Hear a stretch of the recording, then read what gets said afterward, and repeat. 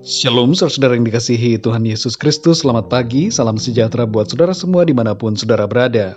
Damai dan sukacita oleh Roh Kudus melimpah senantiasa dalam hati dan kehidupan saudara semua. Sebelum kita mendengarkan renungan firman Tuhan, mari sama-sama kita berdoa. Bapa kami yang di surga, Bapa yang baik, Bapa yang kudus, agung, mulia, Bapa di dalam nama Tuhan Yesus Kristus. Kami bersyukur berterima kasih kepadamu Tuhan, oleh karena perlindungan-Mu di sepanjang malam hingga pagi hari ini. Keberadaan kami saat ini ya Tuhan, semuanya karena kemurahan-Mu. Terima kasih ya Bapa, untuk kesempatan hidup yang Tuhan berikan kepada kami. Pada saat ini kami mau mendengarkan kebenaran firman-Mu. Berbicaralah kepada kami masing-masing secara pribadi, agar kami dapat mengerti maksud dan kehendak-Mu bagi kami. Terima kasih ya Tuhan. Dalam nama Tuhan Yesus Kristus kami berdoa dan mengucap syukur. Haleluya. Amin. Saudara yang dikasihi Tuhan, ayat renungan kita pada saat ini terdapat di dalam Roma 12 ayat yang pertama. Tertulis demikian.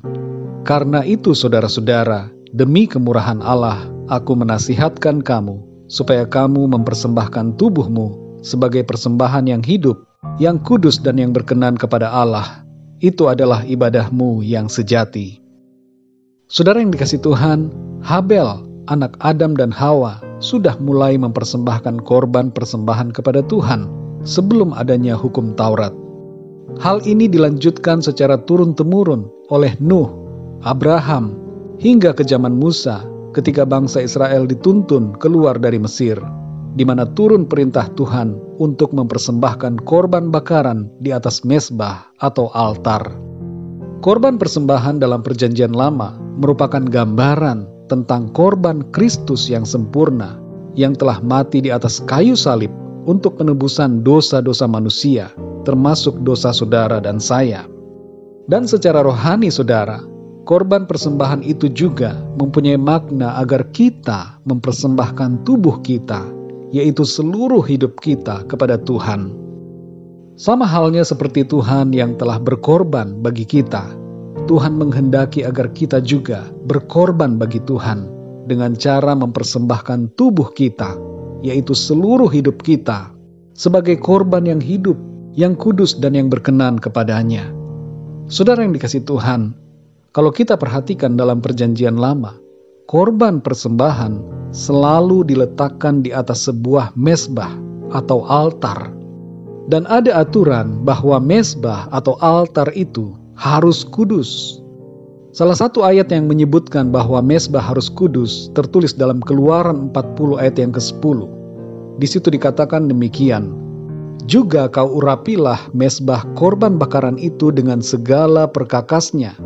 Demikianlah engkau harus menguduskan mezbah itu, sehingga mezbah itu maha kudus.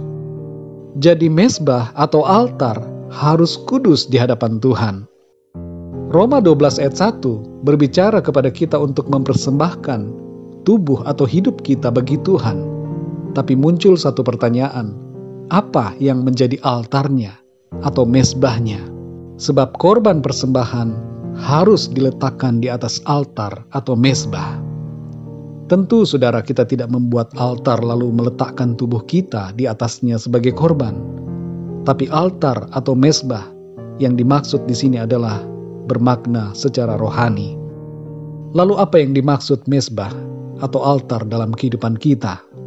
Saudara yang dikasihi Tuhan, makna altar secara rohani ialah tempat di mana kita berada. Altar berbicara tentang rumah kita, keluarga kita, pekerjaan kita, dan segala tempat di mana kita berada. Di tempat parkir, di dalam mobil, di lokasi proyek, di perjalanan, dan di mana saja kita berada, itu adalah altar kita. Dimanapun saudara dan saya berada, di situ adalah altar atau mezbah yang kudus. Dan di atasnya kita sedang mempersembahkan tubuh kita yang kudus kepada Tuhan melalui aktivitas dan perbuatan-perbuatan yang berkenan kepada Tuhan. Jagalah agar altar kita tetap kudus. Jagalah rumah kita kudus di hadapan Tuhan. Jagalah pekerjaan, usaha atau bisnis kita kudus. Jagalah pelayanan kita kudus di hadapan Tuhan. Jagalah tempat di mana kita berada senantiasa kudus, saudara.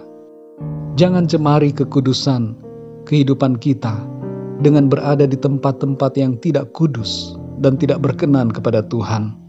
Dan jangan cemari altar yang kudus dengan perbuatan-perbuatan yang tidak kudus dari diri kita sebagai korban yang dipersembahkan di atasnya. Baik altar dan korban haruslah senantiasa kudus. Saudara yang dikasihi Tuhan, biarlah tempat di mana kita berada adalah tempat yang kudus dan berkenan. Doakan rumah tanggamu, doakan pekerjaanmu, doakan bisnismu, doakan pelayananmu, saudara, agar itu semua menjadi altar yang kudus. Dan persembahkanlah tubuh kita, yaitu segenap hidup kita bagi Tuhan, dengan cara melakukan firman Tuhan dengan setia dan benar. Mari kita berdoa, saudara. Bapa kami yang di sorga, Bapa, di dalam nama Tuhan Yesus Kristus, kami bersyukur untuk kebenaran firman-Mu yang sudah kami dengar pada saat ini, yang berbicara kepada kami untuk mempersembahkan tubuh kami sebagai persembahan yang hidup, yang kudus dan yang berkenan kepada Tuhan. Dan melalui firman-Mu kami juga memahami mengenai altar atau mezbah dalam hidup kami. Kami menyadari ya Tuhan sekarang ini bahwa sesungguhnya di tempat di mana kami berada itu adalah mezbah dan altar yang kudus di hadapan Tuhan. Ampuni kami ya Tuhan, kalau selama ini kami tidak berlaku benar di hadapan-Mu. Kami tidak setia dan kami melalaikan firman-Mu. Ajar kami ya Tuhan untuk selalu menjaga hidup kami benar dimanapun kami berada. Kami berdoa ya Tuhan agar Engkau mengurapi dan menguduskan rumah tangga kami. Kuduskan keluarga kami. Urapi dan kuduskanlah usaha, pekerjaan dan pelayanan kami. Kuduskanlah ya Tuhan setiap tempat di mana kami berada menjadi bagaikan mezbah dan altar yang kudus di hadapan Tuhan. Dan tolong kami Tuhan, pimpin hidup kami, supaya kami senantiasa menjadikan hidup kami ini sebagai korban yang kudus dan yang berkenan kepada Tuhan. Terima kasih ya Tuhan, berbicaralah terus kepada kami ya Roh Kudus.